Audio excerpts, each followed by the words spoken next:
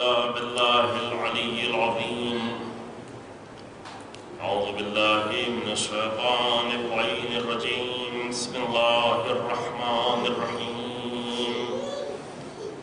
الحمد لله رب العالمين، والصلاة والسلام على سيد الأنبياء والمرسلين، خاتم النبيين أبي القاسم محمد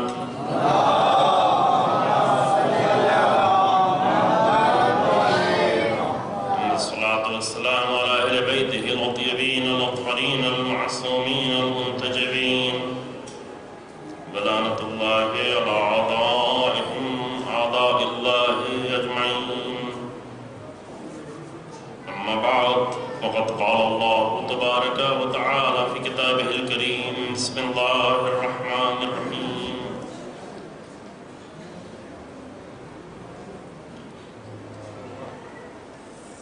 لقد كان لكم في رسول الله أسوة حسنة لمن كان يرجو الله واليوم الآخر وذكر الله كثيرا. صلوات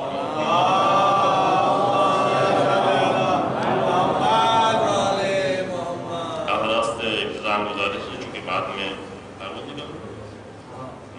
تعبد نکلنا ہے تو حضرات سے گزارش ہے کہ سورہ فاتحہ کی تلاوت فرما کر مرحوم حیدر علی ابن کریم بیگ، منور علی ابن حیدر علی، شہزاد بی بی بنت غلام حیدر اور شہزاد بی بی بنت منور حسین، شہناز بی بی بنت منور حسین اور اقبال حسین ابن اجمل حسین رضوی اور اپنے مرحومین کی روح و ارسال. الحمد للہ رب العالمین الرحمن الرحیم مالک یوم الدین ایاک نعبد و ایاک نستعین اهدنا الصراط المستقیم صراط الذین انعمت علیہم غیر المغضوب علیہم ولا الضالین. صدق اللہ العظیم. واغفر للمؤمنین. قرآن مجید کی سورہ احزاب کی آیہ کریمہ آپ کی خدمت میں پیش کی گئی. آج کی تاریخ بہت ہی خاص تاریخ ہے. یہ شب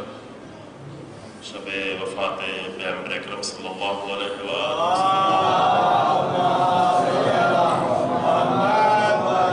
اور شب شہادت امام حسن مجتبی علیہ السلام.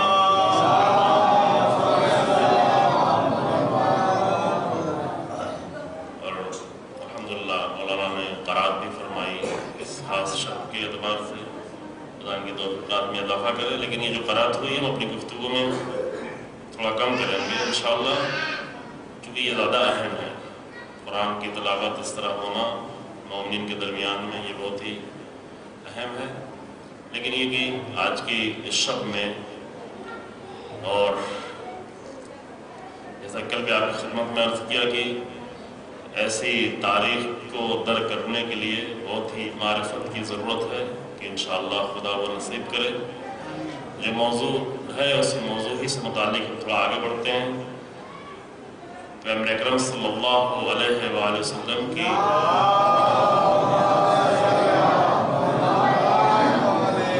سیرت کو احیاء کرنے کے لیے، احیاء نئی زندگی دینے کے لیے حسین ابن علی سلام اللہ علیہ نے قیام فرمایا. یہ موضوع جو آپ کے سامنے اعلان کیا گیا ادھر لکھا ہوا ہے کہ قیام حسین ابن علی سلام اللہ علیہ در حقیقت رسول اللہ کی سیرت کے احیاء کے لیے، احیاء یعنی ایک نئی زندگی دینے کے لیے. چونکہ رسول اللہ اور 61 ہجری 11 ہجری سے لے کر کے 61 ہجری کے درمیان میں جس چیز پر سب سے زیادہ آفت آئی تھی اور جو چیز سب سے زیادہ نقصان کا باعث بن رہی تھی وہ طریقے تھے جو رسول اللہ چھوڑ کر گئے تھے. وہ اصول تھے، وہ قانون تھے. ظاہری طور پر نمازیں تھی، روزے تھے، حج کر رہے تھے لوگ، لیکن کل جیسے میں نے آپ کے سامنے عرض کیا جب ریڑھ کی ہڈی ٹوٹی ہوئی ہو تو گوشت کتنا ہی چڑھ جائے کس کام کا ہوگا. اخلاق کی مثال اور طریقہ زندگی کی مثال جو کل آپ کے سامنے دی گئی وہ ہے جیسے ایک انسان کے جسم میں رگیں ہیں، گوشت ہے، چربی ہے، خون ہے، لیکن یہ سب کچھ جو سنبھالے ہوئے ہے وہ انسان کے جسم کا ہڈیوں کا ڈھانچہ ہے جو سنبھالے ہوئے، ہڈیاں ہیں جو پورے تمام جسم کو سنبھالے ہوتی ہیں۔ اسی طرح اسلام میں احکام ہیں، شریعت ہے، معرفت ہے، بہت ساری اور چیزیں دی گئی ہیں، لیکن ان سب کو جو سنبھالے ہوئے ہے وہ طریقہ زندگی ہے، وہ اخلاق حسنہ ہے جو تمام انبیاء دے کے گئے اور جس کا سارا نچوڑ پیغمبر اکرم صلی اللہ علیہ وآلہ وسلم پیش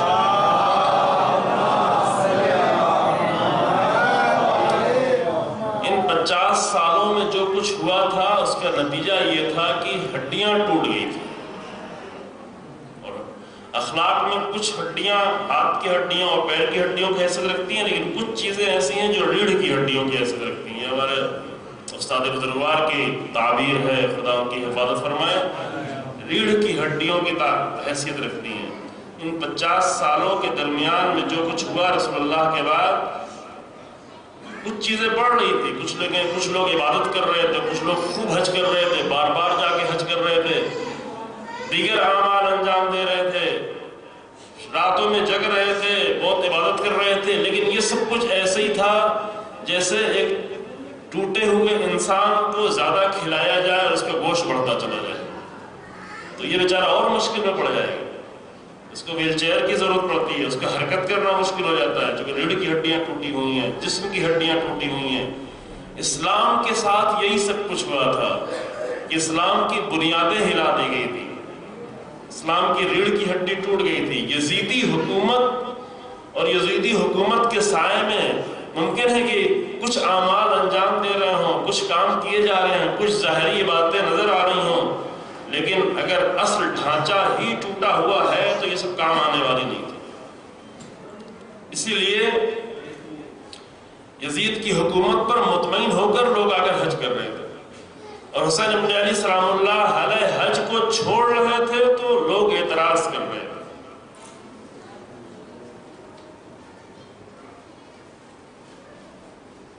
امام آ کر اسلام کا اصلی علاج کرنا چاہتے تھے، اس کو پھر سنبھالیں، پھر اس کو قائم کریں، قیام ہو، قیام یعنی کھڑا ہو اسلام۔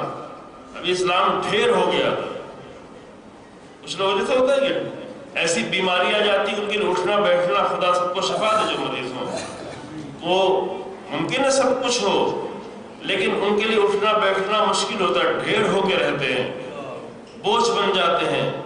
وہ اسلام جو یزید کے زمانے میں آگے بڑھ رہا تھا وہ بوجھ بنا ہوا تھا۔ امام حسین السلام آ کر اسلام کو قیام ادا کر رہے تھے، زندگی ادا کر رہے تھے، احیاء کر رہے تھے، علاج کر رہے تھے، نئی حیات دے رہے تھے۔ احیاء یعنی نئی حیات دے رہے تھے امام حسین السلام، لیکن یہ نئی حیات دینے کے لیے اب یہ نئی حیات کے دینا یہ تقریروں سے یا خطبوں سے یا مجلسوں سے ممکن نہیں تھا۔ یہ کام امام نے پہلے بھی کیا تھا، پہلے بھی امام حسین السلام نے اس کی کوشش کی تھی۔ اس کے پچھلے سال کے حج میں نہیں معلوم آپ کے سامنے بیان کیا نہیں بیان کیا ہے، اور حتماً ان مجلسوں میں بیان کیا ہوگا، لیکن اسے میں اشارہ کر کے آگے بڑھتے ہیں۔ اس سے پہلے کا حج یعنی سن 60 ہجری کے حج سے پہلے سن 69 ہجری کا حج، جو امام جس حج کو چھوڑ کے جا رہے ہیں وہ 60 ہجری کا حج ہے۔ 61 ہجری کے پہلے مہینہ محرم جس میں آپ کی شہادت ہوتی ہے، تو 60 ہجری کا حج تو امام نے نہیں کیا، اسے امام نے چھوڑ دیا۔ لیکن 60 ہجری سے پہلے ایک سال 59 ہجری 59 ہجری کے حج میں امام نے تمام منا کے میدان میں اپنے افراد اور اصحاب کو بھیجا کہ پورے عالم اسلام سے جتنے بھی خاص لوگ آئے ہیں ان کو اکٹھا کر کے لے آؤ،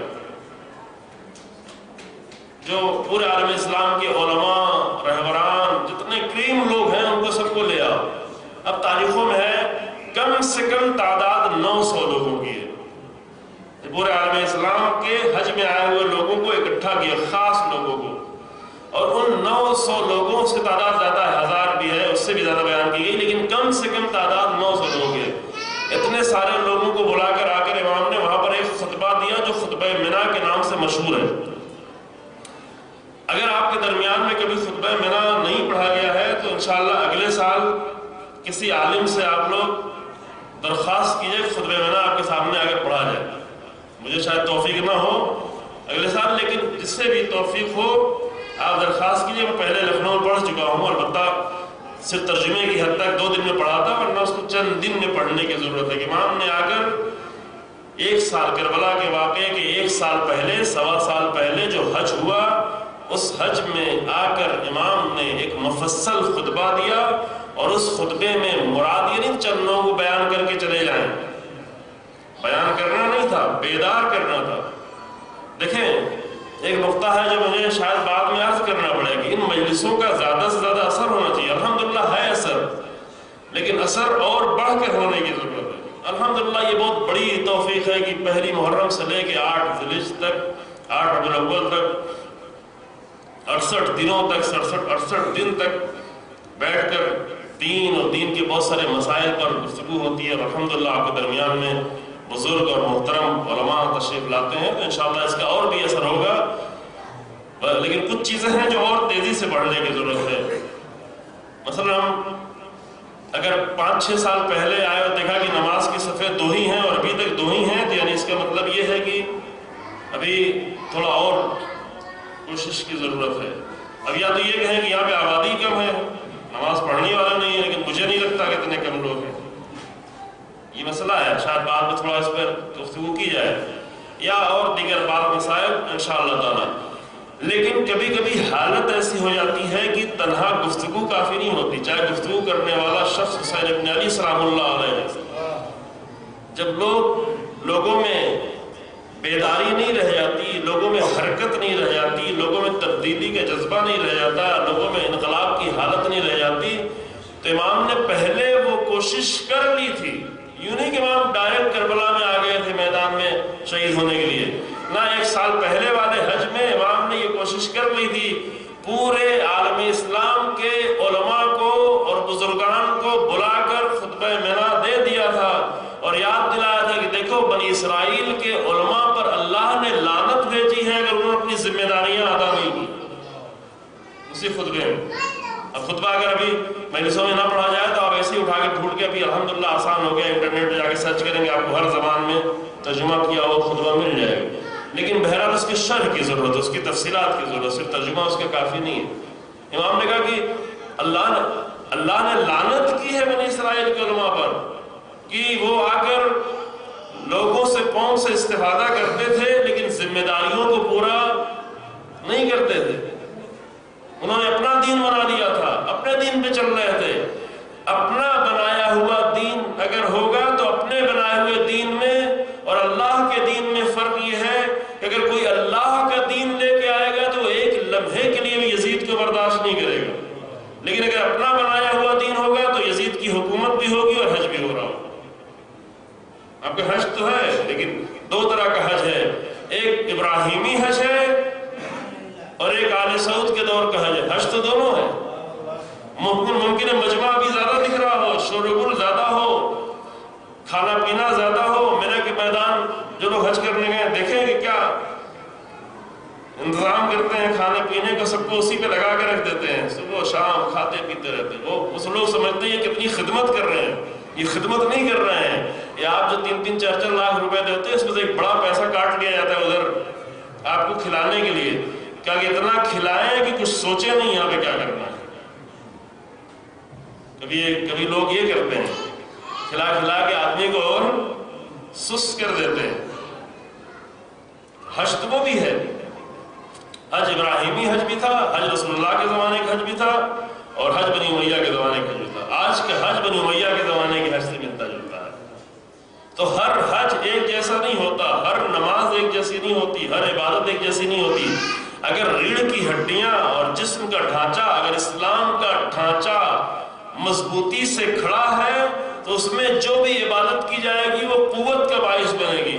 لیکن اگر ڈھانچہ ہی ٹوٹا ہوا ہے تو جو کچھ عبادت کی جائے گی وہ صرف ڈھیر اور بوجھ بنتی چلی جائے گی، جیسے انسان کے جسم میں بوجھ بنتا چلا جاتا ہے. اس یزید کے دور میں جو عبادتیں کی جا رہی تھیں اور بنی امیہ کے دور میں وہ بوجھ بنتی چلی جا رہی تھی اسلام کے لیے. لوگ اس پہ فخر کر رہے تھے، اس کی بنیاد پہ غرور کر رہے تھے، اس کی بنیاد پہ خاموش بیٹھے تھے، اس کی بنیاد پہ سکوت اختیار کیا ہوا تھا، اس کی بنیاد پہ انہیں صلاح دیا گیا تھا کہ عبادت تو کر رہے ہو بھی اور کیا کرنا ہے، نمازیں تو پڑھ رہے ہو، روزے تو رکھ رہے ہو.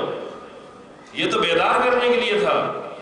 تو امام حسین علیہ السلام نے آ کر یہ کہتے ہوئے، کل میں نے آپ سے عرض کیا، لکھتے ہوئے فرمایا کہ میں اس لیے نکلا ہوں تاکہ رسول اللہ کی سیرت کو زندہ کروں۔ وہ جو آ کر اسلام کو قائم کرے اپنی اساس پر، اپنی مضبوط پلرز پر آ کر اسلام کو قائم کرے۔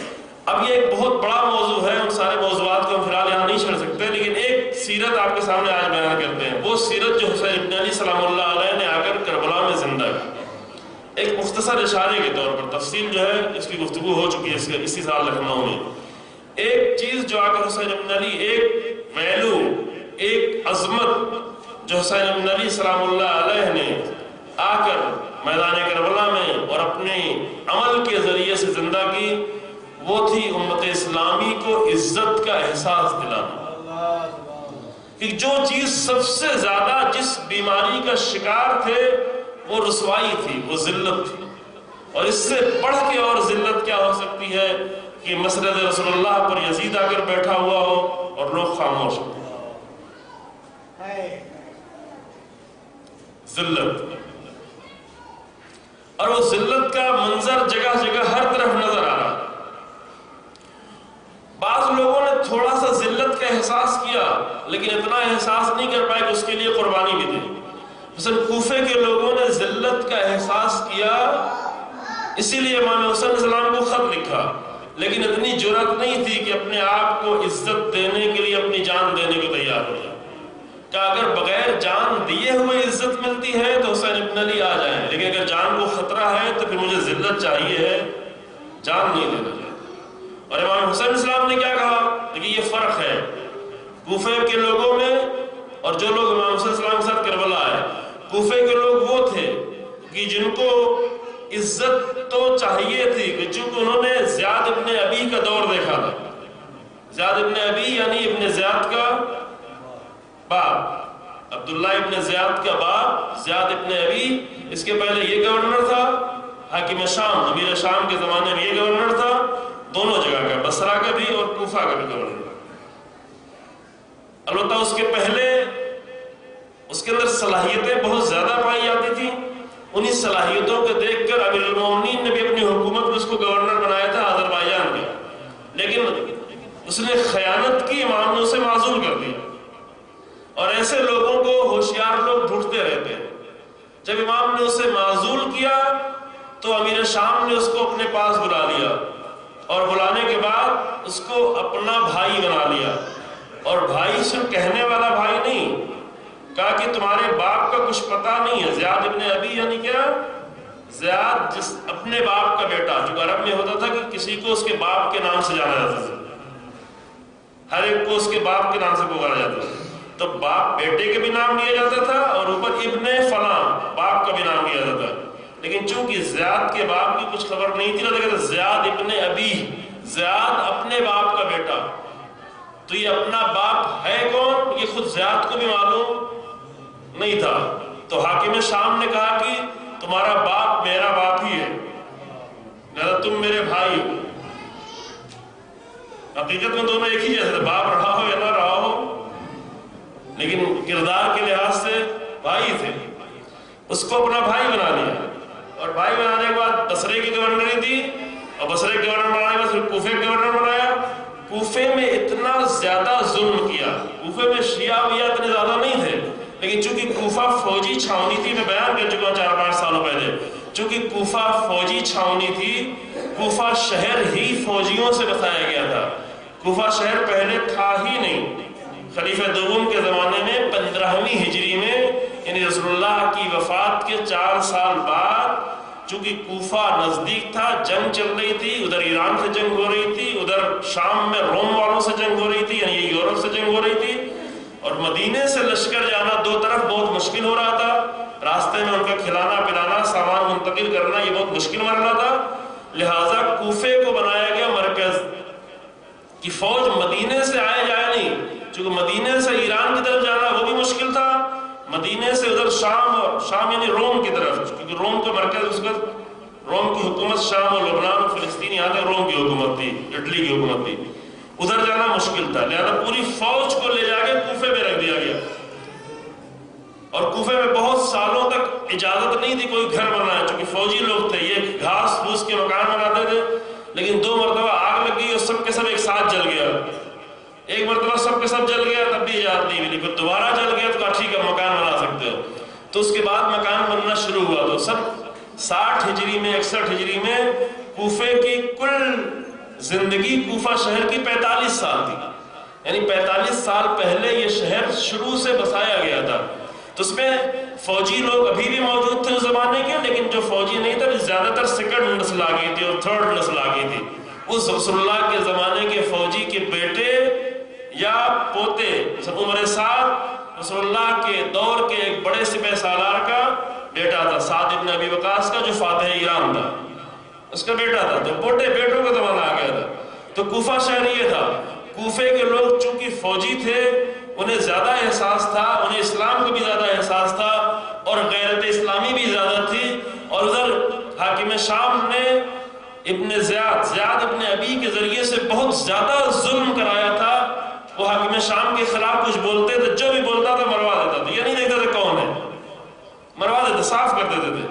اسی دور میں کوفے اور اطراف کوفہ سے ہزاروں لوگ نکل کر قم کی طرف آئے. قم شہر اس وقت بسایا گیا. قم میں جو شیعہ آئے اسی دور میں جب زیاد ابن ابی کی حکومت تھی. زیاد ابن ابی کے بعد پھر عبید اللہ ابن زیاد، یہ اس کی عمر جو ہے 32 سال کی تھی. اس کو بصرے کا گورنر بنایا گیا. بصرے کے گورنر بننے کے بعد یزید نے دیکھا کہ نہیں، کوفہ ہم سے سنبھل نہیں رہا ہے. کوفے میں جو پہلے گورنر تھا وہ سنبھال نہیں پا رہا تھا. اس کو بصرے کے گورنر ہونے کے ساتھ ساتھ کوفے کا بھی گورنر بنا کے بھیج دیا، کہا جا کے تم سنبھالو. اب جب ابن زیاد آیا تو یہ کوفے کے لوگ جو زیاد ابن ابی کی رسوائیاں اور ذلتیں دیکھ چکے تھے اور جو ظلم دیکھ چکے تھے، وہ یزید اور یزید جیسوں کی حکومت سے بچنے کے لیے امام حسین علیہ السلام کو خط لکھ رہے تھے. لیکن امام حسین علیہ السلام کو خط جو لکھ رہے تھے وہ صرف اپنے فائدے کے لیے لکھ رہے تھے، امام کی محبت میں نہیں لکھ رہے تھے. یہ دھیان میں رہے. چونکہ یزید کی اور یزید کے باپ کی اور زیاد ابن ابی کی حکومت میں انہیں مارا گیا، قتل کیا گیا، ظلم کیا گیا، لوٹا گیا، ٹیکس لیا گیا، زبردستی کی گئی. اس لیے اپنے فائدے کے لیے وہ امام حسین کو بلا رہے تھے کہ امام حسین اگر آئیں گے تو یہ ہم سے لیں گے نہیں بلکہ ہمیں دیں گے، ہم سے کھائیں گے نہیں بلکہ ہمیں کھلائیں گے. وہ اپنے فائدے. البتہ اس کی کئی وجوہات اور بھی ہیں جو فی الحال ابھی اس کا موضوع نہیں ہے.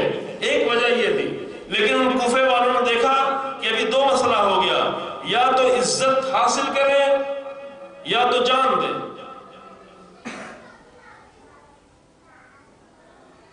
یا پہلا مسئلہ جان دے کر عزت حاصل کریں یا تو رسوائی کو خریدیں. انہوں نے فیصلہ کیا کیا؟ کہا کہ جان بچا لیتے ہیں چاہے رسوا ہونا پڑے. اور ایسا ذلت سامنے آئی کہ اس ذلت کا سلسلہ جاری رہا مسلسل.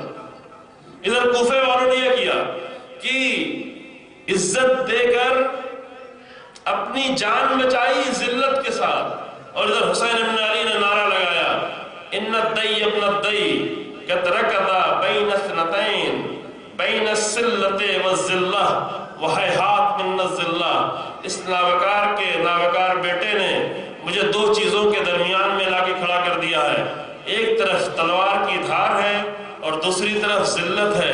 تو تلوار کی دھار تو مجھے قبول ہے لیکن ذلت قبول نہیں. نعرہ سلام.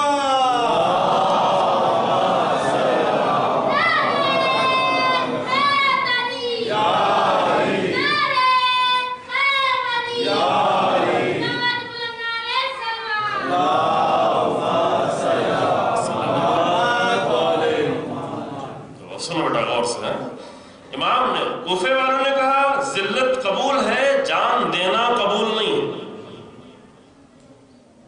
بالکل برعکس نعرہ. کتنی بھی ذلت ہو، ہماری ذلت ہو، دین کی ذلت ہو، اسلام کی ذلت ہو، فرزند رسول اللہ کو مشکلوں میں پڑنا پڑے، قرآن کی رسوائی ہو، یہ سب قبول ہے لیکن جان دینا قبول نہیں ہے. اور امام حسین علیہ السلام نے کہا کہ ہم اپنی نہیں پورے بھرے گھر کی جان دینے کے لیے تیار ہیں لیکن ہیہات من الذلہ، ذلت ہرگز قبول نہیں. یہ ہے نعرہ. اور یہ فرق ہے. اور سلسلہ آج تک جاری ہے۔ وہ لوگ جو ذلتوں کو قبول کیے جاتے ہیں لیکن خطروں کو قبول نہیں کرتے، ان کا رابطہ کہیں اور سے جڑتا ہے، اور وہ لوگ جو خطرات میں پڑھ کر اسلام کو عزت دیتے ہیں، دین کو عزت دیتے ہیں، ان کا رابطہ حسین ابن علی سے جڑ جاتا ہے۔ آج دیکھیں یہ کام کر رہے ہیں، جان دی ہے۔ ابھی چند مہینے پہلے ایسی جگہوں پر جانا نصیب ہوا کہ جہاں تین جوان بھائیوں کی قبریں ایک ساتھ حسین خوبصورت، لبنان کی سرزمین پر اگر آپ جائیں تو جا کے دیکھ سکتے ہیں، بیروت میں 3 جوان بھائی اور 2 بھائیوں کی تو بہت ساری قبریں ایک ساتھ ہیں۔ تو آج یہ سیریا اور عراق میں جو عزت حاصل کی گئی ہے اور اتنی عزت سے جو 40 کا جلوس کیا جا رہا ہے، یہ اس لیے کیا جا رہا ہے کہ کچھ جوانوں نے، کچھ ماؤں نے، کچھ بیویوں نے حسین ابن علی کا یہ نعرہ سیکھ لیا تھا کہ ہمیں جان دینا تو قبول ہے لیکن ذلت قبول نہیں۔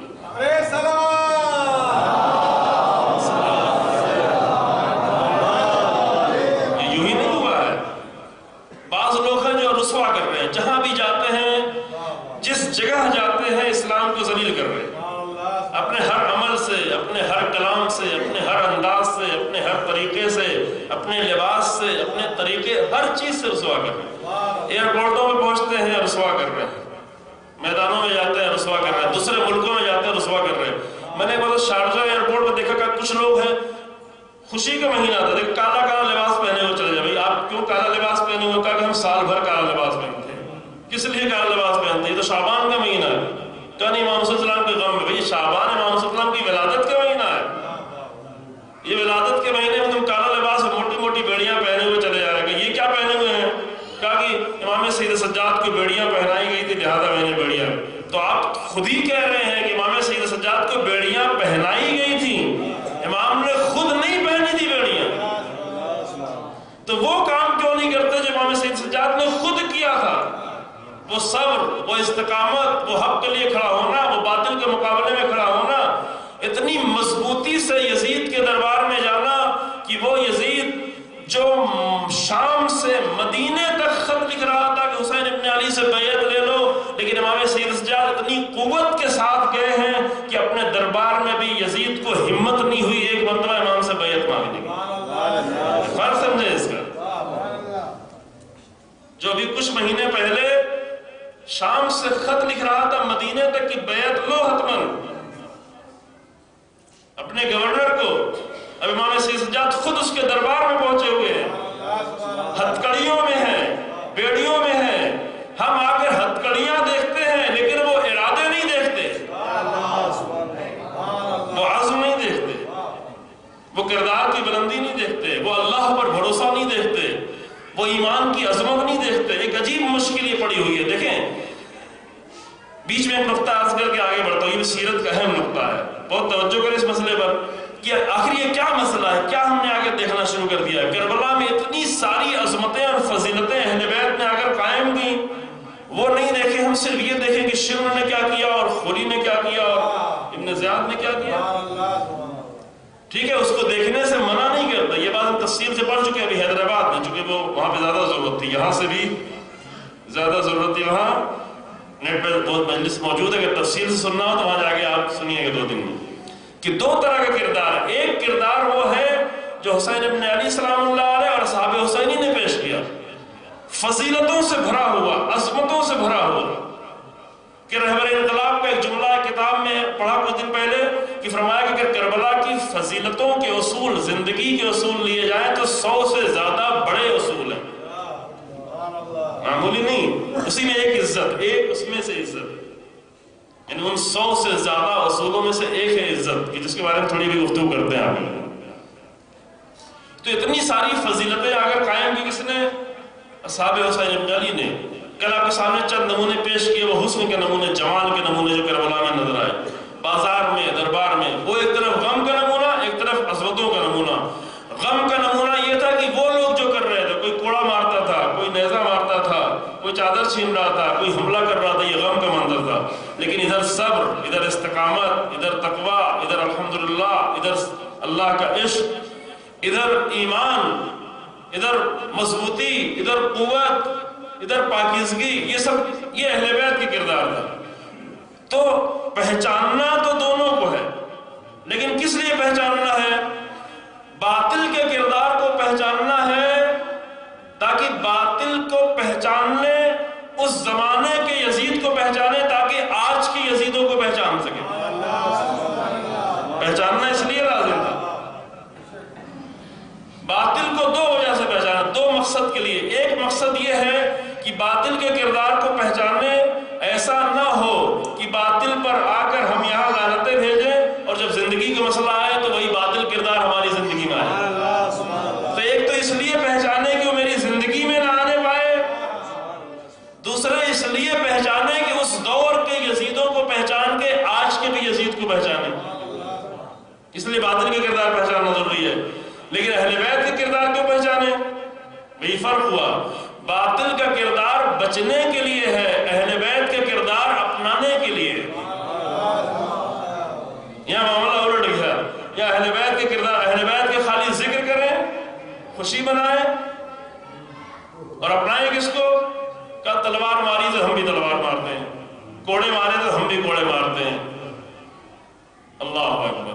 ہتھکڑیاں پہنائی تھی تو ہم بھی ہتھکڑی پہنتے ہیں، بیڑیاں پہنائی تو ہم بھی بیڑی پہنتے ہیں۔ یہ کس کا کردار تھا؟ یہ پہنانے والے کون تھے؟ یہ مارنے والے کون تھے؟ اور ابھی تو ایک منظر عجیب دیکھا، اللہ اکبر، جب انسان جہالت کی طرف آگے بڑھتا ہے تو کہاں چلا جائے کچھ پتہ نہیں ہوتا۔ ابھی دیکھا کہ کچھ لوگوں کا سر کھول کر بازار میں لے کے جا رہے ہیں۔ کیوں؟ اس لیے کہ بیویاں سر پر رہنا تھی۔ یعنی جب عقل نہیں رہ جاتی تو حرام و حلال کا فرق بھی سمجھنا نہیں آتا۔ جب جہالت کی طرف انسان آگے بڑھتا ہے تو یہ سارے کام ایک جیسے ہیں۔ جب ہم باطل کے کردار کو دیکھیں گے اپنانے کے لیے تو بعید نہیں ہے کہ وہ دن بھی آئے کہ میں اپنا گلا کاٹنے جا رہا ہوں۔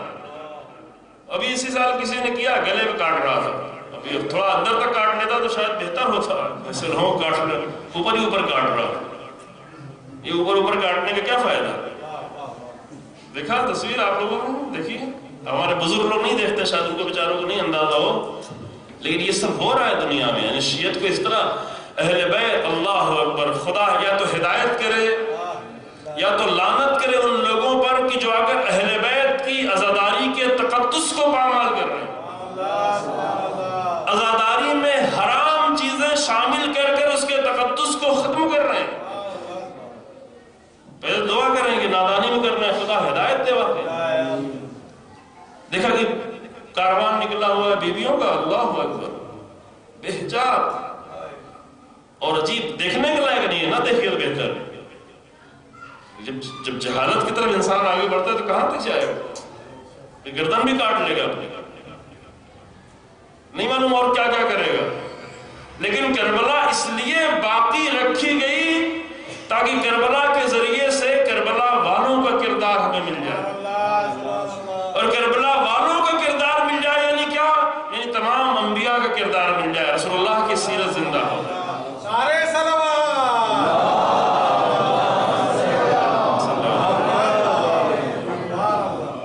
رسول اللہ کی بصیرہ بصیرت جدی و ابی علی ابن ابی طالب، تاکہ امیر المومنین کی سیرت زندہ ہو جائے۔ ان مجلسوں کے، یہ مجلسیں اس لیے ہیں تاکہ امیر المومنین کی سیرت زندہ ہو۔ اگر امیر المومنین کی سیرت زندہ نہیں ہو رہی ہے تو ہمارا آپ کا سب کوئی فائدہ نہیں ہے۔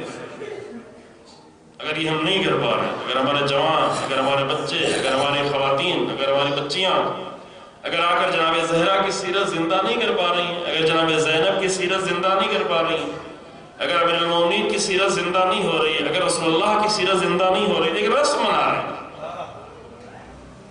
اور ایسی رسمیں جس میں روح سے خالی ہوں وہ کچھ بھی نہیں دیتی، فقط ایک وبال بن کے رہ جاتی ہے، بوجھ بن کے رہ جاتی ہے۔ تو ہمیں یہ کرنا ہے کہ ہم بوجھ نہیں بنائیں، ان عظیم مجلسوں کو بوجھ نہیں بنائیں، ان عظیم مجلسوں کو زندہ کرنے کا ذریعہ بنا دیں۔ جو کربلا وہ ہے جس نے اس زمانے میں کسی حر کو، کسی زہیر کو زندہ کیا تھا تو آج بھی زندہ کر سکتا، حیات دی تھی، حقیقی حیات، یعنی جان دینے میں بھی حیات تھی۔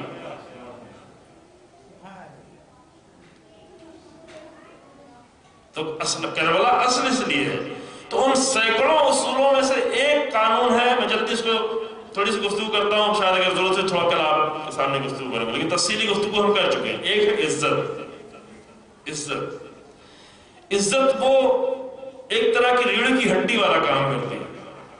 یعنی فضیلتوں میں عزت جو ہے وہ ریڑھ کی ہڈی والا. اور بھی ہڈیاں ہیں، مثلا کل کہا نا ہاتھ ٹوٹ جائے تو اتنا بڑا نقصان نہیں ہوگا، پیر ٹوٹ جائے جڑ بھی جاتا ہے اور مشکل بھی زیادہ نہیں ہوتی، لیکن اگر ریڑھ کی ہڈی ٹوٹ جائے تو اب ساری چیز بوجھ بنتی چلی جاتی. کھانا بھی بوجھ ہے، گوشت بھی بوجھ ہے، چربی بھی بوجھ ہے، خون بھی بوجھ ہے. ویسے ہی اگر عزت نہ رہے ایک معاشرے میں، ایک انسان اپنے آپ کو ذلیل ہونے کے لیے تیار ہو جائے تو اس کی نمازیں بھی بوجھ ہیں، اس کے روزے بھی بوجھ ہیں، اس کی عبادتیں بھی بوجھ ہیں، اس کا حج بھی بوجھ ہے. خود بھی جانتا ہے بوجھ ہے. کہتا ہے میں خود حج میں تھا، ایک صاحب کہنا کہ میں اگر جانتا ایسا حج تو آتا ہی نہیں، جو ایسے ہی حج ان کو کرا گیا. بیچارہ تو جوان تھا، دوسرے ملک تھے، ہم بھی دوسرے ملک سے گئے ہوئے تھے. کہا کہ مجھے اگر معلوم ہوتا کہ ایسا حج ہے، کیونکہ کوئی نہیں بتانے والا تھا کہ حج یہ نہیں ہے جو آل سعود کے سائے میں کیا جا رہا ہے، حج وہ نہیں تھا جو یزید کی حکومت کے سائے میں کیا جا رہا تھا. حج وہ ہے جو حسینی حج ہو، حج وہ ہے جو محمدی حج ہو، حج وہ ہے جو ابراہیمی حج ہو. ایسے سارے امور ہیں. بس اسلام میں عزت کو جو حیثیت حاصل ہو، پورے میں خالی ایک نقطہ پڑھ کے پوری گفتگو آپ نہیں کرنا، وہ بالکل ریڑھ کی ہڈی کی حیثیت حاصل ہے. اگر عزت حاصل کی، اپنے بچوں کو، اپنے جوانوں کو بچپن ہی سے صرف ایک چیز سکھاؤ، کیا؟ عزت. باقی کچھ سکھانے کی ضرورت نہیں، ایک چیز سکھا دے، عزت. اگر عزت کی حفاظت سیکھ لی تو باقی ساری چیزیں خود بخود آئیں گی.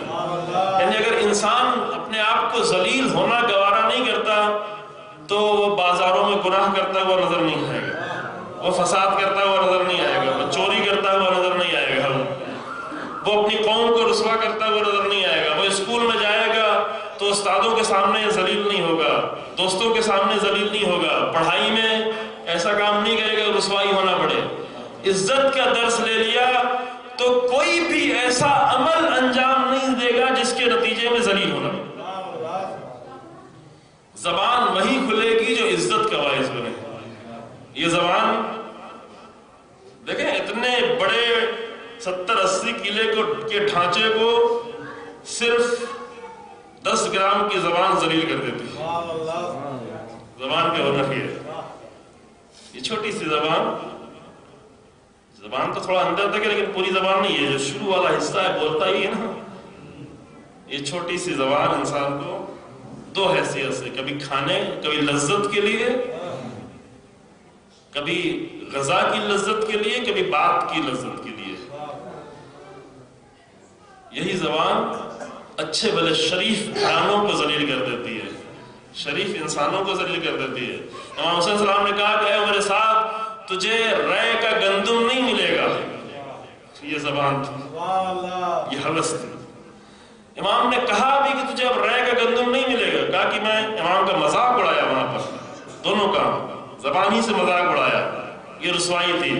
کہا کہ ہم رے کی جوہی پر اکتفا کرنے میں گندم نہیں ملے گا، لیکن پیچھے ہٹنے کو تیار نہیں.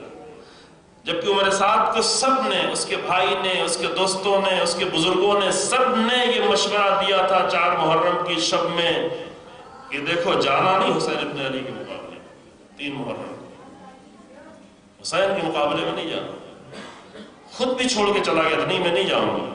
لیکن کہا نہیں، وہ واپس کرو، شہر رے کا پروانہ جو ہے وہ واپس کرو. اب یہ سوچنے لگا، سوچتے ہی فوراً موقع اٹھایا اپنے ذات نے، کہا کہ ایک رات کی تمہیں مہلت دے رہے ہیں، فوراً نہیں سوچو، ایک رات کی مہلت. اس ایک رات میں جا کے اس نے سب سے مشورہ کر ڈالا. معمولی مسئلہ نہیں تھا، دوستوں سے، عزیزوں سے. اس کے باپ کا ایک ساتھی تھا سعد ابن ابی وقاص، بزرگ صحابی، البتہ ان کی غلطیاں اپنی تھیں لیکن بہرحال میدان جنگ کے بہت بڑے صحابی تھے. امیر المومنین کے حق میں ان کی بھی کوتاہیاں تھیں. جا کے اپنے باپ کے بزرگ جو چچا جیسے ہوتے تھے ان سے مشورہ، سب نے منع کیا کہ دیکھو حسین ابن علی کے مقابلے میں نہیں جانا. لیکن جسے شہر رے کی لذت آ گئی ہو وہ ہر طرح کی رسوائی قبول کرنے کے لیے تیار ہوتا ہے۔ یہ شہر رہ ہمارے سامنے بھی بار بار لا کے رکھا جاتا ہے، یہ لو شہر رہ اور ایک رسوائی قبول کرو۔ ابن زیاد کا شہر رہ وہ بہت بڑا تھا، ہمارے لیے چھوٹا چھوٹا لایا جاتا ہے۔ شہر رہ نمونہ ہے، ہمارے لیے ایک چھوٹا سا گھر کبھی لایا جاتا ہے، تھوڑی سی زمین لائی جاتی ہے، تھوڑا سا پیسہ لایا جاتا ہے، یہ صرف ہمارا شہر رہ ہے۔ جب بھی کوئی کسی بھی شہر رہ کے لیے اپنے آپ کو ذلیل کرنے کو تیار ہو جائے تو وہیں سے اپنے آپ کو پلٹے اور حسین ابن علی کی عزت کا درس لینے لگے۔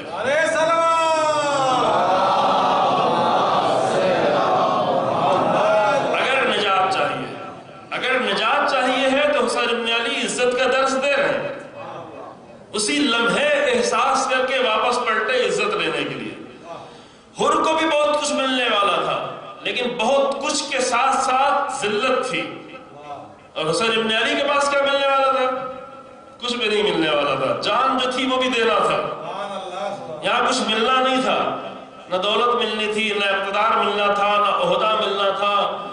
جو کچھ ایک بچی ہوئی تھی وہ اپنی جان وہ بھی دینی تھی، لیکن جان دے کے قیامت تک کی عزت ملنے والی تھی۔ اور یہ نقطہ سمجھ گیا، جو نقطہ ابن زیاد نہیں سمجھ پایا، اتنے بڑے باپ کا بیٹا ہو کر نہیں سمجھ پایا، وہ نقطہ حر سمجھ گیا۔ حر نے سخت سودا کیا۔ دیکھیں ایک جملہ سنیں، توبہ کر کے اپنے گھر میں بیٹھ جانا یہ بہت ہی آسان کام ہے، البتہ ہم لوگوں کے لیے بھی مشکل ہے، کمزور انسانوں کے لیے یہ بھی مشکل ہے۔ یعنی انسان ذلیل ہو رہا ہے، رسوا ہو رہا ہے اپنے عمل سے، اپنے کردار سے، اپنی زندگی سے، اپنی زبان سے، اس سے کہا جائے بھائی تمہیں کیوں رسوا کیوں ہو رہے ہو، کیوں اپنے آپ کو ذلیل کر رہے ہو، کیوں اپنے ماں باپ کو ذلیل کر رہے ہو، کیوں خاندان کو ذلیل کر رہے ہو، کیوں پورے قبیلے کو ذلیل کر رہے ہو، کیوں کر رہے ہو؟ اس سے یہ نہیں کہا جا رہا کہ نہیں تم واپس پلٹو، تم کو جانا ہے اپنی جان دینے، کچھ نہیں کرنا ہے، خالی چپکے سے جاؤ، 2 رکعت نماز پڑھو، اللہ کی بارگاہ میں شرمندہ ہو، اللہ سب کچھ معاف کر دے گا، بالکل پاک صاف، اللہ اتنا کریم، بالکل پاک صاف کر دے گا۔ یہ کام ہم سے نہیں ہو پاتا، یہ بہت ہی آسان کام ہے، لیکن حر کو صرف یہ نہیں کرنا تھا، حر کو یہ نہیں کرنا تھا کہ ہم نے ایک غلطی کی تھی اور چپکے سے ہمیں سمجھ میں آ گیا شب عاشور میں جب جنگ ہونے والی ہے لہذا پیچھے رہ جاؤ، میدان جنگ میں نہ جانے دو، اور اللہ سے کہو اللہ مجھے معاف کر دینا، اور یہ توبہ کر کے چپکے سے اپنے گھر چلا جائے اور جا کے اپنے بیوی بچوں میں جا کر نمازیں پڑھے۔ یہ نہیں کرنا تھا، حر کو وہ توبہ کرنی تھی کہ توبہ، اور ادھر سے نکلے اور حسین ابن علی کے لشکر میں گئے۔ حسین ابن علی کے لشکر میں جانا یعنی کہ سب سے پہلے مرحلے میں جان دینے کی تیاری کی، یہ معمولی مسئلہ نہیں ہے۔ ایسی توبہ کس سے مانگی جا رہی ہے؟ ایسی ذلت سے بچنا ہم سے تو نہیں مانگا جا رہا۔ تو اگر ہم اپنے بچوں کو صرف ایک درس، البتہ درس یہ ممبروں کا درس نہیں ہے، یہ نہیں کہ کہیں آگے بار بار بیٹا عزت بیٹا عزت، نہ خود اپنے آپ کو اتنا عزت دار بنائے کہ گھر کا فرد عزیز بنتا چلا جائے، عزت دار بنتا۔ یہ مسئلہ کہنے والا نہیں ہے، یہ سب زبانی چیزیں نہیں ہیں، یہ زبانی جمع خرچی محمد صلی اللہ علیہ وسلم کہہ گئے تھے کہ الناس عبید الدنیا والدین لا يقن على السنتهم فاذا محدث بالبلاء قلت دیانون۔ لوگ تو بندے ہیں، دنیا کے بندے ہیں، دین فقط ان کی زبانوں پر ہے، زبانی جمع خرچی۔ اگر دین زبانی جمع خرچی ہے تو وہ کبھی عزت نہیں دیتا۔ ہمارا دین جو زبانی جمع خرچی وہ ہمیں عزت نہیں دیتا، لیکن امام خمینی رحمۃ اللہ علیہ کے دین وہ کردار کا دین تھا، آج پوری دنیا کو عزت اسلام کو دے کے چلا گیا۔ یہ سامنے کا ہمارا نمونہ موجود، نمونہ سامنے موجود۔ وہ مدینے کے لوگ خوب عبادتیں کر رہے تھے لیکن دین تھا زبانی، وہی امام صلی اللہ علیہ وسلم کہہ گئے تھے۔ امام صلی اللہ علیہ وسلم نے دیکھ کے ہی کہا تھا کہ آج لوگوں کا دین جو مکے میں ہے، جو مدینے میں ہے، ان کا دین کیا ہے؟ دین یہ ہے کہ الناس عبید الدنیا والدین لا يقن على السنتهم۔ دین فقط ایک لقلقہ ہے، ایک زبانی جمع خرچی ہے، لقلقہ کا بہترین زبانی جمع خرچی ہے۔ دارو یہ یحوطونہم ما دارت معاشہم، جب تک ان کی معیشت اور ان کی اکنامی دین سے بنی رہتی ہے وہ دین کے آس پاس رہتے ہیں، لیکن جب کوئی خطرہ آتا ہے تو دین کو چھوڑ بیٹھتے ہیں۔ فَإِذَا مُحِّسُوا بِالْبَلَاءِ، یہ خطبہ امام حسین علیہ السلام نے 2 محرم کو دیا ہے میدان کربلا میں آنے کے بعد، چھوٹا سا خطبہ ہے، اس کا یہ آخری جملہ ہے کہ فَإِذَا مُحِّسُوا بِالْبَلَاءِ قَلَّتْ دَيَّانُونَ، جب آزمایا جاتا ہے سختیوں کے ذریعے سے تو دیندار لوگ کم ہوتے ہیں۔ مثلا خوب عبادت ہے، خوب ہے، مجلسیں ہیں، سب کچھ ہے، لیکن ایک مصیبت گھر میں آ گئی، کہتے ہیں اللہ نے کیا کر دیا میرے ساتھ، میرے پیچھے کیوں پڑا ہوا ہے؟ یعنی دین نہیں تھا، یعنی یقین نہیں تھا، یعنی ایمان نہیں تھا، یعنی صبر نہیں تھا۔ ابھی ہمیں تو حبیب بن مظاہر والی آزمائش تو ہماری نہیں ہو رہی، ہماری یہ چھوٹی موٹی آزمائش ہوتی ہے، کبھی ایک بیمار ہو جاتا ہے، کبھی ایک جان چلی جاتی ہے، کبھی ایک مریض مر جاتا ہے، کبھی کسی کی جوان بیٹا مر جاتا ہے۔ یہ تو کوئی بڑی آزمائش نہیں ہے، یہ چھوٹی موٹی آزمائش ہے۔ لیکن جب یہ آزمائش آتی ہے تو وہ انسان جو بہت دیدار نظر آ رہا تھا کہتا یہ کیا کر دیا میرے ساتھ اللہ نے، اللہ ہی پر اعتراض کر بیٹھتا ہے۔ وہ اللہ جس نے سب کچھ دیا ہوا تھا اسی پر اعتراض کر بیٹھتا ہے۔ ایک مرد آیا رسول اللہ کے پاس، اپنی بیوی کا ذکر کر رہا تھا، کہا میری بیوی ایسی کہ میرے ساتھ یہ ماجرا پیش آیا، یہ واقعہ یاد ہے، جلدی سنا کے آگے بڑھ جاتے ہیں۔ کہا کہ میں سفر پہ گیا ہوا تھا، میرے پاس ایک ہی بیٹا تھا جس کو میں بہت زیادہ چاہتا تھا، ایک بیٹا جس کو میں بہت زیادہ چاہتا تھا، اور اتنا زیادہ چاہتا تھا کہ میری بیوی جانتی، جو عربوں میں جو ہے، ابھی عربوں والا کچھ اثر ہمارے یہاں بھی باقی ہے، وہاں بیٹیوں کی اتنی اہمیت نہیں ہوتی تھی، سب کچھ اہمیت بیٹوں کی ہوتی تھی، بیٹیوں کو تو دفن کر دیتے تھے۔ ابھی وہ عربی جاہلیت ہمارے ہندوستان میں ہے کہ 3 کروڑ بیٹیاں دفن بھی نہیں کی گئی، پیدا ہونے سے پہلے ہی مار دی جاتی ہیں۔ یہ ماڈرن جاہلیت ہے، وہ قدیمی جاہلیت تھی کہ لڑکیاں پیدا ہوتی تھی پھر انہیں مارا جاتا تھا۔ یہ ماڈرن جاہلیت ہے کہ سونوگرافی کرا کر، الٹرا ساؤنڈ کرا کر پہلے ہی سے مار دیا جاتا ہے، کام ایک ہی ہو رہا ہے اور ایڈوانس طریقے سے ہو رہا ہے۔ تو عربوں کی نگاہ میں سب کچھ لڑکے ہوا کرتے تھے، لڑکیاں نہیں تھیں۔ اب اس کا ایک ہی لڑکا، اب اس ایک لڑکے سے اس کو اتنا محبت تھی، اب ماؤں کی اس کی اتنی فکر نہیں ہوتی، باپ دادا، میرا خاندان، میری نسل، ماں بیچارے تو سب قربانی دے دیتی، نہ وہ خاندان کی فکر ہوتی ہے نہ نسل کی فکر ہوتی ہے، فقط وہ قربانیاں دینا چاہتی ہے۔ یہ باپ کو زیادہ فکر ہوتی ہے، یہ باپ لوگ زیادہ سمجھیں، میری پراپرٹی، میرا خاندان، میرا شجرہ اور میرا فلاں، خوب یہ سب ہوا، اس کو بھی ساری فکر تھی۔ ایک بیٹے کا بہت عاشق تھا، گیا ہوا تھا سفر پہ، بیٹا مر گیا، ایک ہی بیٹا مر گیا۔ اب آ کے رسول اللہ کو بتایا میرا بیٹا مر گیا۔ میں جب واپس پلٹا، سنیں وہ لوگ جو بہت جلدی شکایت کرتے کہ اللہ نے کیا کیا میرے ساتھ، خواتین بھی سنیں اور مرد بھی سنیں۔ جب یہ باپ واپس پلٹا تو وہ بیٹا مر چکا تھا، اتفاق سے اسی دن مرا، اسے معلوم تھا کہ آج میرا شوہر واپس آنے والا۔ اس نے پڑوسیوں کو بھی نہیں بتایا، اگر پڑوسیوں کو معلوم ہو جائے گا باہر سے جا کے بتا دیں۔ اپنے بیٹے کی لاش لے جا کے حجرے میں رکھ دی، خود جا کے نہا دھو کے آمادہ ہوئی، شوہر آیا، مسکراتے ہوئے استقبال کیا۔ لیکن دین ہوتا ہے تو انسان کو بہت قوی کر دیتا ہے۔ اگر انسان کے پاس ایمان ہوتا ہے تو ایمان کی قوت شاید ابھی اس کا مزہ ہم لوگوں نے چکھا ہی نہیں ہے، یہ ہم لوگ نہیں چکھ پائے۔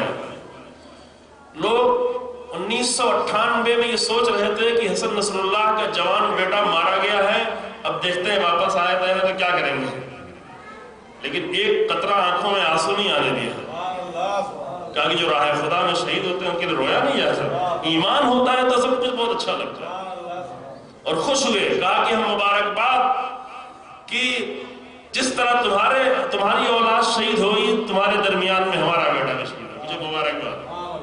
اور یہ منظر میں نے خود اپنی آنکھوں سے دیکھا ہے کلپ کے ذریعے سے کہ 2014 میں قدس کے نہیں، ابھی 2014 نہیں، وہ تو ایک بیٹا مارا گیا تبھی، جی ہاں 2014 کے قدس کے دن شیخ ابراہیم زگزاکی کے 3 بیٹوں کو، 3 جوان بیٹوں کو، جو اتفاق سے اسی 1-2 دن پہلے سفر کر کے آئے تھے، پڑھ رہے تھے، کوئی چین میں پڑھ رہا تھا، روس میں پڑھ رہا تھا، آئے تھے عید کرنے کے لیے، لیکن ہماری اولاد عید کے دن آتی عید کرنے کے لیے، ان کے نزدیک عید سے زیادہ اہم بھی ایک دن تھا روزے قدس، لہذا وہ اس سے پہلے آ گئے تاکہ قدس میں شریک ہو۔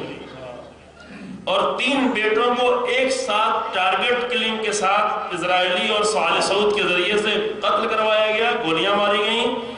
اپنے 3 بیٹوں کے جوان بیٹوں کے جنازے پہ کھڑا ہو کر یہ مجاہد نماز پڑھتا رہا، پیچھے پورا مجمع روتا رہا، جس نے ایک آنسو بھی گریا نہیں کیا۔ اور انٹرویو میں نے اسی 1 گھنٹے بعد انٹرویو سنا تھا، جیسے ہی شہید ہوئے سارے بچے، انٹرویو جب لیا گیا تو انٹرویو میں انہوں نے اپنے بیٹوں کا ذکر نہیں کیا، سارا ذکر فلسطین کا کیا۔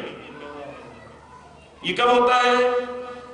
یہ ہم لوگ اس کو درک بھی نہیں کر سکتے۔ یہ جب ایمان زیادہ ہوتا ہے، ایمان کی لذت انسان چکھ لیتا ہے تو یہ ساری چیزیں بڑی مزیدار ہو جاتی ہیں، اس میں لذت محسوس ہوا کرتی ہے۔ لہذا وہ ماں تھی، ماں کا دل تھا، لیکن ماں جانتی تھی کہ میرا شوہر اس بیٹے کو بہت زیادہ چاہتا ہے، اگر ایک بار کی خبر سنے گا تو ممکن ہے مر جائے، جان چلی، اتنا زیادہ اٹیچ ہے کہ ممکن ہے جان چلی جائے۔ لہذا ماں نے اپنے آپ کو سجایا، سوارا، نہائی دھلی، جو کچھ کرنا تو کیا، اچھا لباس پہنا، مسکرا کر استقبال کیا شوہر کا۔ شوہر آیا، ملی، بیٹھی ساتھ میں، پھر بیوی ہونے کا حق ادا کیا۔ یہ بات اشارے میں کہہ رہے ہیں، اپنی زوجہ ہونے کا حق ادا کیا۔ جب بالکل شوہر کو خوش دیکھا تو کہنے لگی کہ یہ بتاؤ، اگر کوئی تمہیں کوئی چیز دے اور واپس لے لے تو کیا کرو گے؟ کوئی بات نہیں، جس نے دیا تو اس نے واپس لے لیا۔ ایک ماں سمجھا رہی ہے، ایک ماں سمجھا رہی ہے باپ کو کہ اگر کسی نے کچھ امانت تمہیں دی تھی اور واپس مانگی تو کیا کرو گے؟ کہا دے دیں گے، جس کی امانت تھی اس کو دے دیں گے۔ تو کہا اللہ نے ہمیں امانت کے طور پر ایک بیٹا دیا تھا، واپس لے لیا۔ اب جس کی روح نکلنے والی تھی، اس نے ایک لمحے کے لیے سوچا کہ اگر یہ ماں ہو کے اتنا صبر کر سکتی ہے کہ اپنے آپ کو سجائے، سنوارے، مسکرائے، بیٹے کی لاش کو چھپا کے، تو میں باپ ہو کے صبر کیوں نہیں کر سکتا؟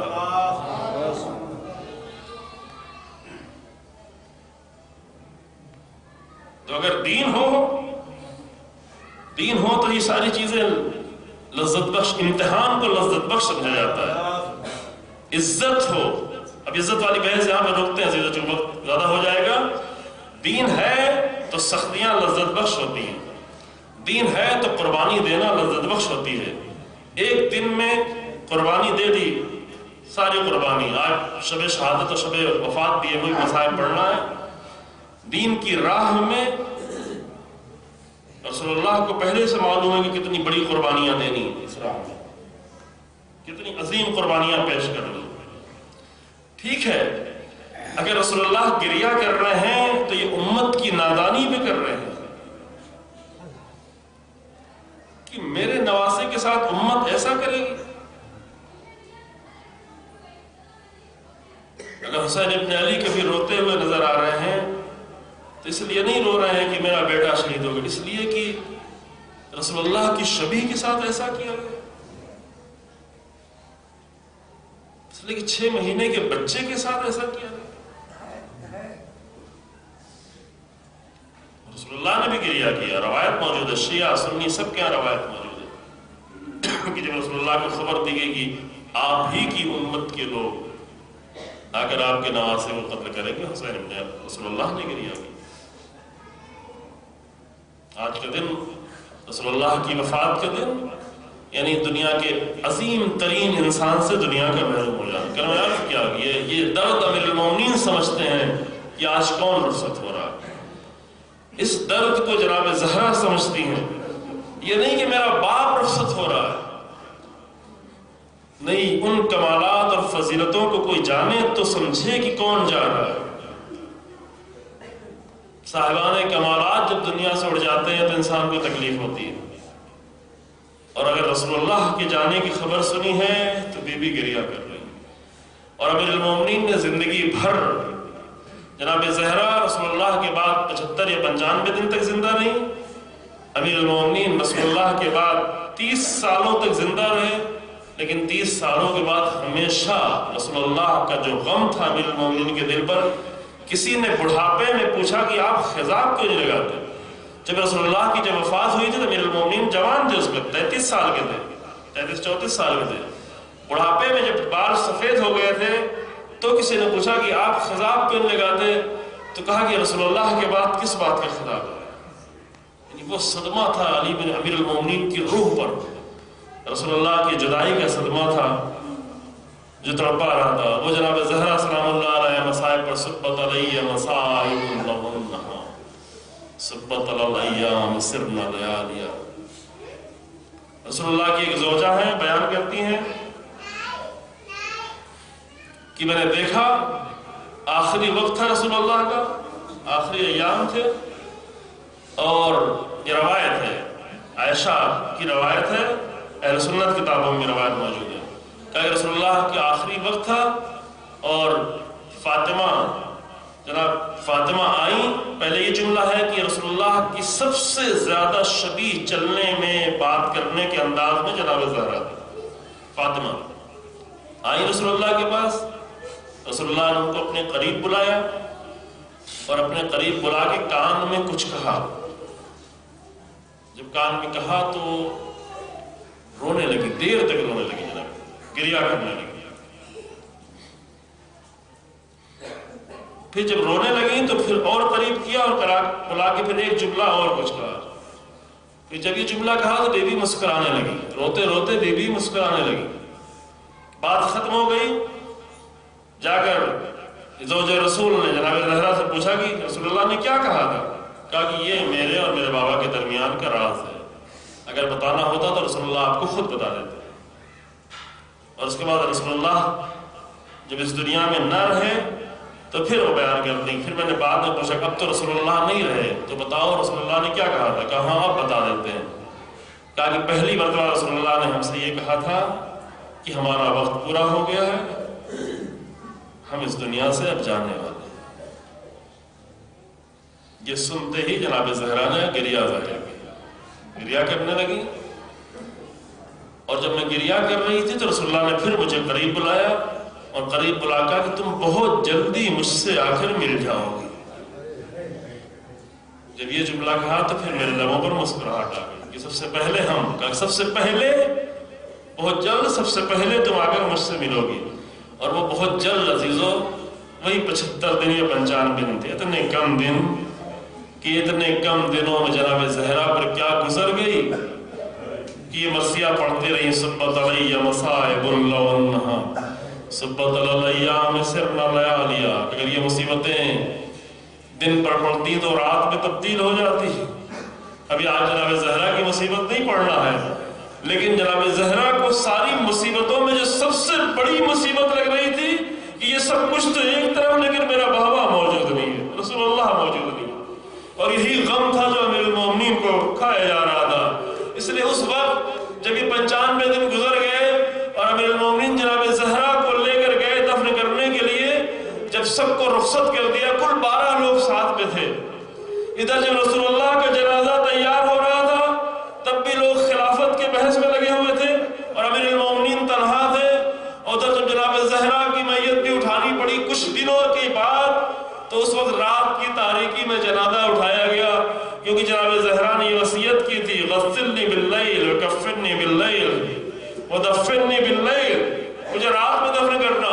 جو بہت ہی خاص لوگ تھے، بعض روایتوں کے حساب سے 12 لوگ تھے جن کو ساتھ میں امیر المومنین لے کے گئے تھے۔ جب جناب زہرا کو دفن کر چکے تو امیر المومنین نے سب کو رخصت کر دیا، سب کو رخصت کر دیا، لیکن شاید امام حسن اور امام حسین علیہ السلام موجود تھے، چونکہ یہ روایت امام حسین علیہ السلام سے ہے، نہج البلاغہ میں بھی ہے اور رسول کافی میں اور دیگر کتابوں میں، کہ جب سب کو رخصت کر دیا تو امیر المومنین خود جناب زہرا کی قبر پہ بیٹھ گئے اور بیٹھ کر آواز دی، رسول اللہ کی قبر کی طرف رخ کیا اور آواز دی، السلام علیک یا رسول اللہ انی وانا ابنتک، اے رسول اللہ آپ پر سلام ہے، اور یہ سلام صرف میری طرف سے نہیں، میری طرف سے بھی سلام ہو اور آپ کی اس بیٹی کی طرف سے بھی سلام ہو جو روزانہ آپ کو اگر سلام کیا کرتی تھی لیکن اب خاک کے نیچے ہے، اب قبر پہ دفنا چکے ہیں۔ اور اس کے بعد چند جملہ کہنے کے بعد امیر المومنین ایک جملہ کہتے ہیں کہ قلّا عن صفیتک صبری ورقّ عنہا تجلدی، یا رسول اللہ آپ کی بیٹی کی جدائی کا غم مجھ سے برداشت نہیں ہو رہا ہے،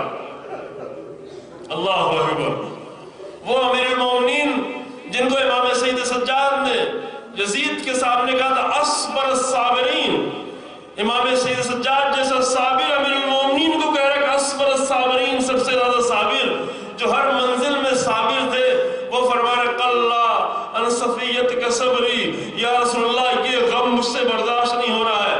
لیکن یہ فقط زبان نہیں تھی، یہ شعر نہیں تھا، حقیقت یہ تھی، لیکن فرمایا